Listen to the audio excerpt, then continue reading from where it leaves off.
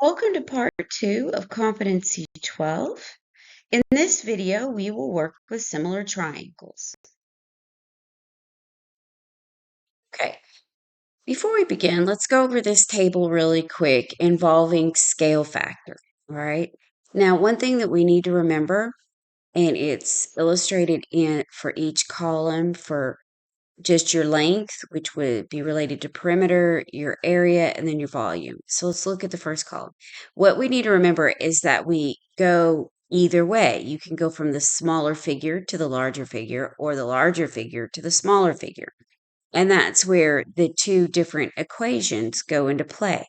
I need you to notice that over here, that x is with the smaller one, okay? Which is your unknown you're looking for, but yet on the next one, you can have X related with the larger one. So it just depends on what your problem is asking you to do. Okay, so in this situation, they've solved one. Well, what does this mean?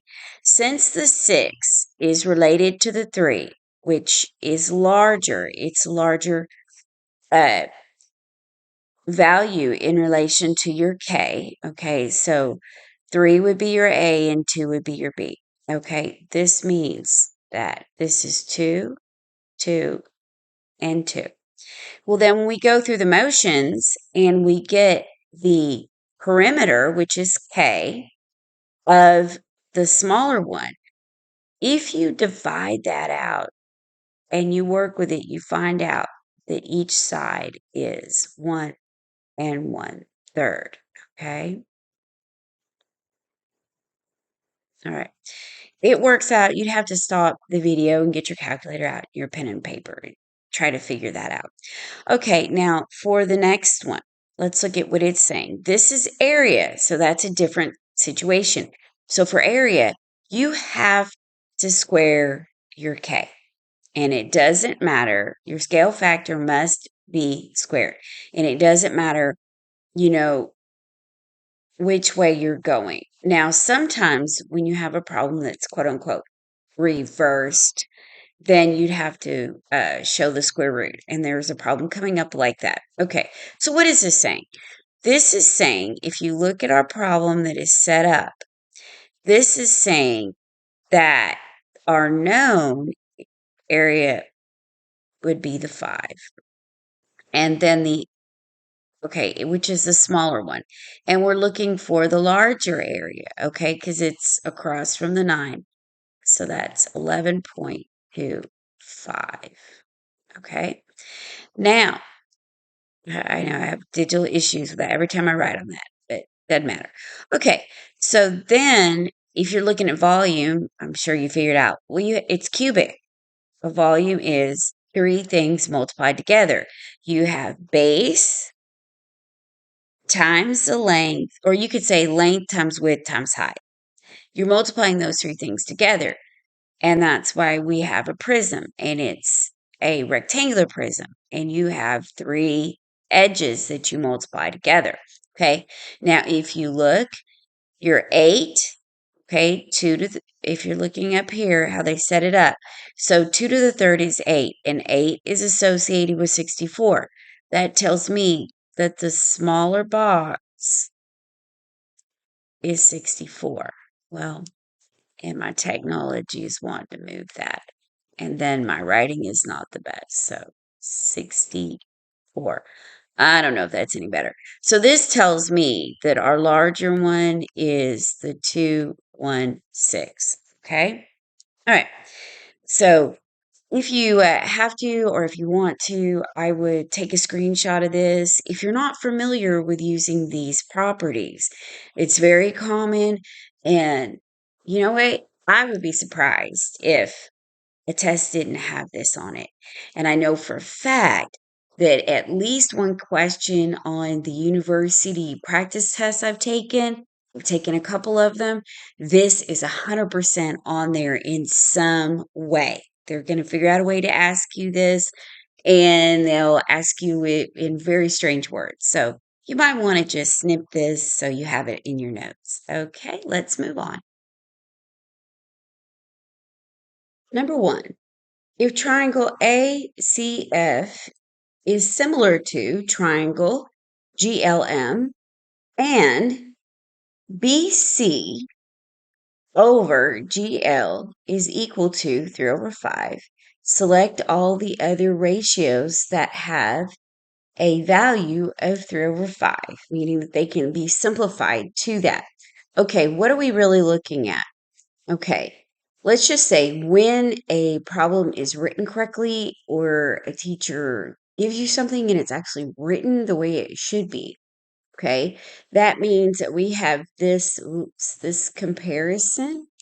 Okay, all right, look here. Our first one, that's our BC. Well, that's our numerator. And then they're saying the first two letters are actually the length of that triangle. So, okay, I am going to actually let's do the ink shapes and let's see if that works. I've tried that and it doesn't always work for me. See, it doesn't work for me. Well, you know, technology, it's got to work. Well, it says it's on. Let's see here. Well, oh, there it goes. Okay. Delay reaction. Okay. So let's say that that's going to be my smaller triangle, which is obviously the first one. Okay. And this is one word. And it did it. Okay. And we're going to turn that off. Okay. So this is what we're doing. All right. So how do I know? How did I know that BCF was my smaller triangle? Well, I know that because the BC length is associated with 3. Okay, so that would be my scale factor. So I'm going to say BCF and then GLM. Okay. Now, I know that I can do it, write it this way, label it this way, because I'm looking at the order in comparison of the triangles. Okay. So then this tells me that BC, we can go ahead and call it 3. Okay. And then GL, I'm going to call that 5. Okay. So let's think about this. It says select all the other ratios that have the value 3 over 5. So what are they saying? They're saying that oh, okay, if I just barely touch stuff, it comes up. Okay, so what are we really saying? We're saying, okay, so we have the 3 over 5, and if we compared it to other sides, what would it be? Well, you just have to go down the other sides of the triangle now that we've drawn it. It's not a big deal. So I can say 3 over 5 is equal to what? We'll come back to your smaller triangle. C over F, and then go to the corresponding side of the larger one, and that will be LM. Well, that's option B, and it says select all, and there's another one. So then we have 3 over 5. Now we come back to the smaller one and we use the BF. Then we have BF, and then go to the larger one and look at the corresponding side, which is GM. Oh, and the truth is, if you look at the order of the letters up here, let me highlight that.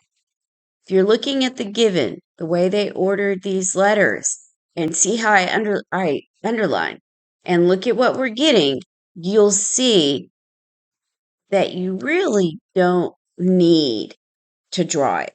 But I feel as though, so A works too. So my thought is that if you draw it and work it out, you have a visual, it looks better and it works better to me. Yeah, if I can see it, I believe it. I don't always trust the letters. I don't know why. But anyway, you do it any way you want to, but that's basically the idea there. Okay, number 2. Referring back to question 1, what is the perimeter of BC?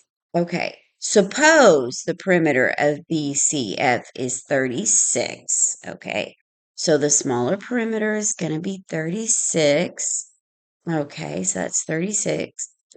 And so I'm going to write the small one equals 36.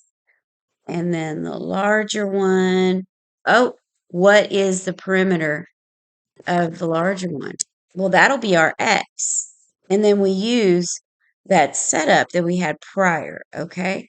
Right. And we know that our scale factor, our K, equals 3/5. Okay. Now we can scoot up and get this done. Okay. So this is what we have. We have the small one, which is 36 over X equals the 3/5.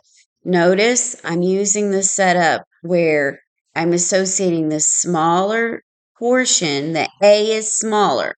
Remember how we had it in our table.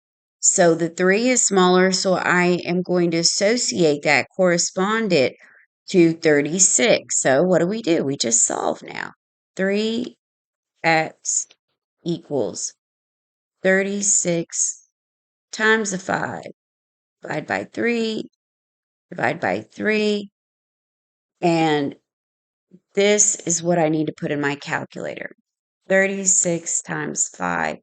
And we can go ahead and divide by 3. It will not cause a order of operations issue because we're just multiplying and dividing. There's no adding and subtracting in there. Okay, equals 60. And that is correct. Option C is what we're looking for. Okay, let's go to 3. Oh, refer back to question 1. Suppose the area of GLM. Oh, that's the larger one. Uh-oh. Let's see here. GLM, yes, that's the larger one. Okay.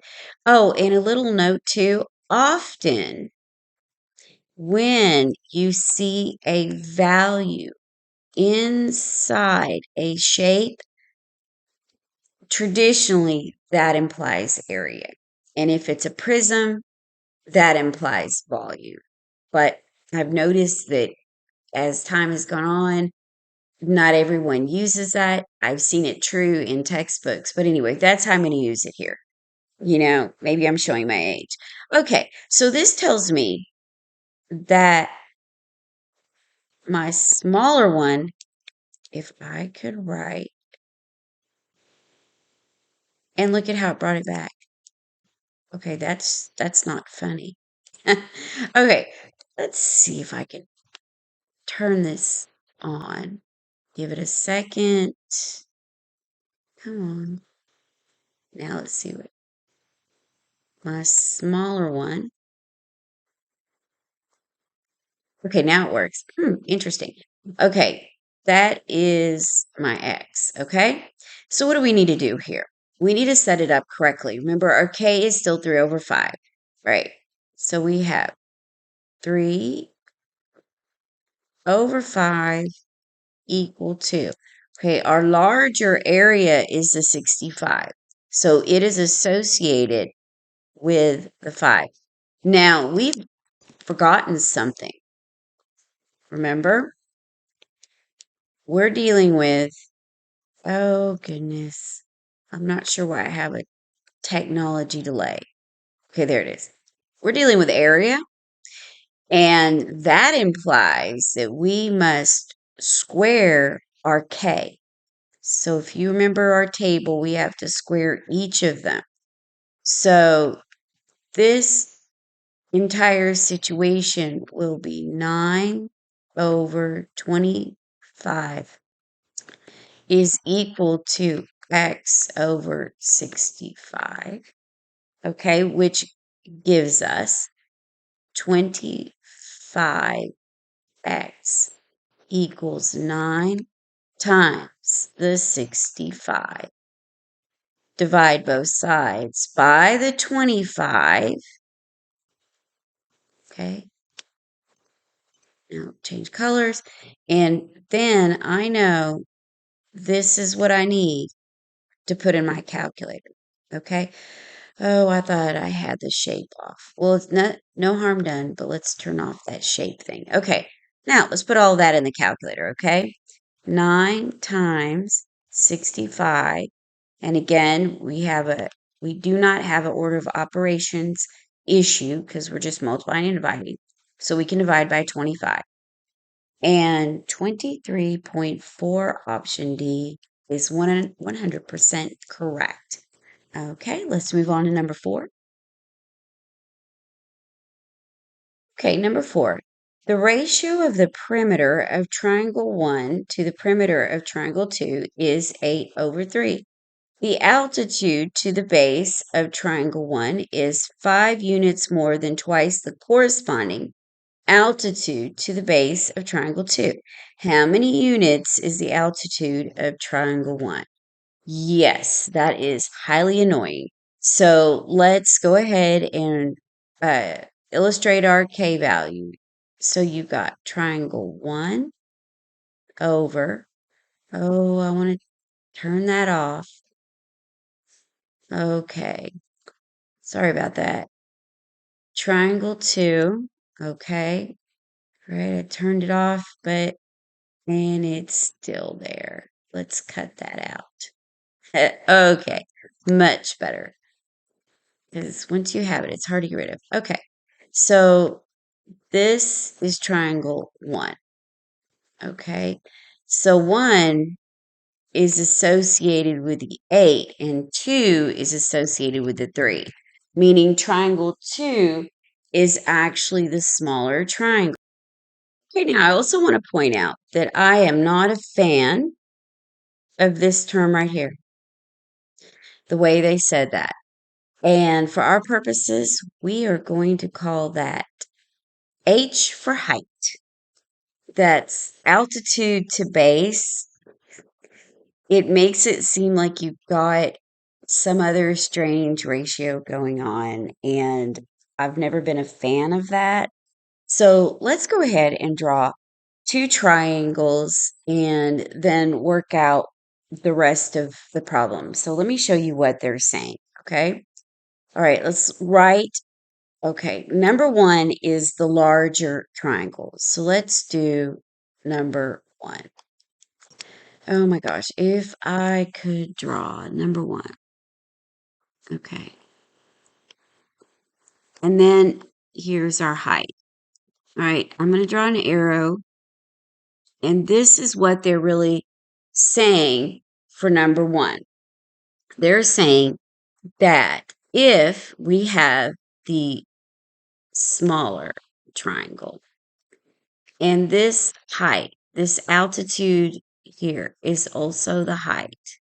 And again, use your imagination, okay, about my artwork.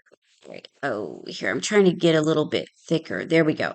Now this, we are just going to call that H. Okay, we're going to start with number 2, the smaller. Okay, so this is 2. We're going to call triangle number 2, that height is our actual unknown. Okay, now let's read our problem again. Okay, number 1, okay, we're calling this triangle 1 because it's larger. Okay, it's associated over here with this 8. Okay, it says 5 units more than twice the corresponding height. If we say altitude to height is called base, I'm sorry. If we say altitude to base is simply the height. Okay? All right. So what do we actually have? We have 2 times the height plus 5. Now that I get rid of those words that annoy us and we think it out, now we have something to work with. Now we actually can solve the problem. Okay. So now we have a ratio. We have a ratio of the larger one over the smaller one. which is what is set up by our k. So what do we really have? We have 8 over the 3 equals 2h plus the 5 over the 8. Okay? Now we can actually solve for h, but be careful because they're saying, let's go to green, how many units is this? So we have to get our h and then plug h back in to solve for 2h plus 5, okay? So h is not the answer. So remember that. And this type of problem is more like what you're going to see on a practice test. So make sure you read everything, okay? So what do we have? We have 8h equals 3 times 2h plus 15. Okay, divide both sides by h. Both sides by h. Okay, and that will give me, oh, you know what? I don't want to do that. I don't want to do that because I have h. I just realized what I was setting myself up for. Okay. All right. Why do I not want to do that? Well, because I have an H on both sides of my equal, and we need to follow through with the rest of the algebra by distributing. So we need to apply that distribution. Well, that is 6H plus the 15. Now what do we do? Okay, let's think about this. We need to subtract the 6 and bring it over. So minus 6h minus 6h. Okay? Now what do we have? We have 2h equals 15. And then now we divide both sides. So what do we have? H equals 7.5. Okay. Well, remember what I said when we get our value of h, that is not the answer to the problem. So mark out 7.5. And I am very suspicious also. Look at B. B is 15. Well, that's just 2 times 7.5. I'm already saying that B's probably not going to do it. Okay. So what do we really need to get this value? Okay. We need, all right, I'll write it in here. You know what? Let me just change color. Okay. And we need that the altitude, okay, I'm going to call that altitude equals 2 times 7.5 plus 5. And that's multiplied. Okay, if we use parentheses around the multiplication, just to make sure, then we can put this in the calculator. Probably the calculator would do it without the parentheses, but I'm a stickler for that because you never know when your order of operations is going to be a fail. Okay, in parentheses, and then 7.5 parentheses plus 5 equals 20, and that is correct. Option 20. Okay, option D. Okay, let's look at number 5. Go up a little. All right, so it says the ratio of the area. Okay, let's go to our yellow. That's important. Of two similar triangles is 4 over 5. If the perimeter of the smaller triangle is 30, what is the perimeter of the larger triangle to the nearest hundreds? Okay, here's what we're doing. All right, so I'm going to turn this shape thing back on, and I'm going to cross my fingers that it works. Okay, so we have a smaller triangle and a larger triangle. Okay. Okay, and we're going to have to pretend that these are equilateral. And think about what they gave us. They gave us this 30. Oh, forgot that's on. Let me make the other triangle. And once you get it, it doesn't go away. You have to ixnay it. I should know better. Okay, let's do the larger. Okay.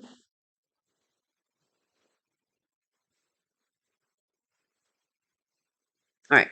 Now, and we are going to have to pretend that those are equilateral. They don't quite look like equilateral. Maybe I can make them look like equilateral. And why do I say that? I say that because, there, that's a little better. I say that because we have this 30 inches right here, this guy. So that tells me for the smaller one, that we have got sides equal to 10, 10, and 10. Oh, and that's still on. Oh my gosh, sorry. Okay, let's just leave it like that. Okay, so that tells me that it says the ratio is 4/5. So let's set that up. But we have an issue. It says the area of these similar triangles. This means that 4/5 has been squared. So if we want to apply that perimeter to the edge to the 10 on the side, to go to either way to go from the smaller one to the larger one, or the larger one to the smaller one, it does not matter at all. Okay. So that means I have to take the square root. So I have to take 4/5 square root. That means that the k that I need to apply is actually 2 over square root of 5. Okay. Because we had areas of 4 and 5. Okay. Right. And we are needing perimeter because P equals 30 for the small one. So that perimeter is actually our X. We have no clue what that is. Okay. But not a big deal. We can set it up right now. Okay. Well, what is that 2/5 equal to? Well, the smaller perimeter is 30. And then the larger one would be our X. Okay. So now we have, I'm going to scoot over to write this. Now we have 2x equals 30 square roots of 5. Divide both sides by 2. And now we can enter that right here. This is what we put in the calculator to get what we need. Okay, so 32nd radical. If you haven't done this in a while, that's what you push. Okay, now 5. And you need to see how the arrow is blinking underneath the radical. You need to arrow over to the right to get out. Now we can divide by 2 and push enter. And that gives us exactly what we need. And of course, you're going to have to round down, but that's option C. Okay. All right. This is the last question in this video. And once again, I really appreciate you guys watching and putting up with me. I know sometimes that I give you more information than you probably want. Anyway, please share us, like us, and happy testing. Oh, don't forget to subscribe.